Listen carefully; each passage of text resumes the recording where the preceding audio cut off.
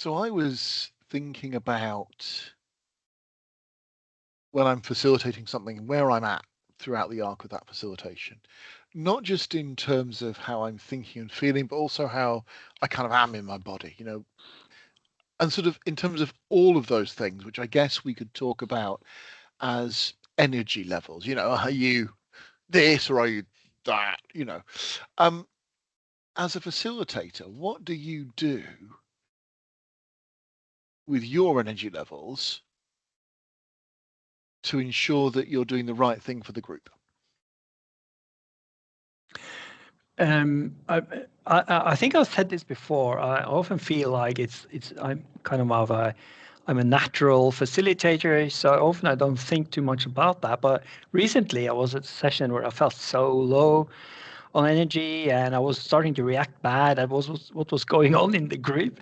And there's something about point one, realizing it, and then check in with yourself and your body and what am I displaying, and maybe actually even taking a break, or if it's possible. It's like I would want, like, if you're sending up a rocket into space, you have a big control center that said, like, energy level check, fuel check. It's like you forget to check in with yourself and see where are you at. Mm. I mean, we talk about this quite a lot, don't we? I think, and we talk about it in the room, but is there anything that you think as facilitators we should do outside the room, Yeah, before we get in there or yeah, after the session? yeah. So there's something about gearing up to the proper kind of level of energy that you need for that particular session. And for me, it's always about taking that break afterwards and kind of reflect and just reset and recalibrate. I would find it, I mean, I do it, but I find it hard to jump from one session I'm facilitating to a very different one immediately. I need to kind of have that break to reset and recalibrate. That change of gear. I know for me, there are times of day, like I'm much better at writing in the morning, much better at connecting with people in the afternoon. But I think sometimes we don't have that choice. The group can meet when the group can meet. We've got to be our best selves there. So to do that afterwards, looking after ourselves, but beforehand, I suppose I try to have a good breakfast. My traditional 2 double espressos in the morning.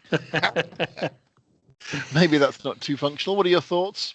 Well, I think there's also a mental toolkit, but I haven't dipped too far into it, but I see that when I facilitate, that's different whereas compared to if I'm a participant, I allow myself to be more down and react otherwise than if I'm facilitated. So probably there's some Yeah, kind of mechanism that's at yeah, work that I haven't really analyzed yet. yeah. I think for me, I tend to have the agenda in mind, and I say agenda in a broad sense, the pattern of what the process is, and have looked at that enough in advance so that I can sort of forget it and then come back to it and then be reminded of why it works shortly before. And then I feel I'm ready to go in.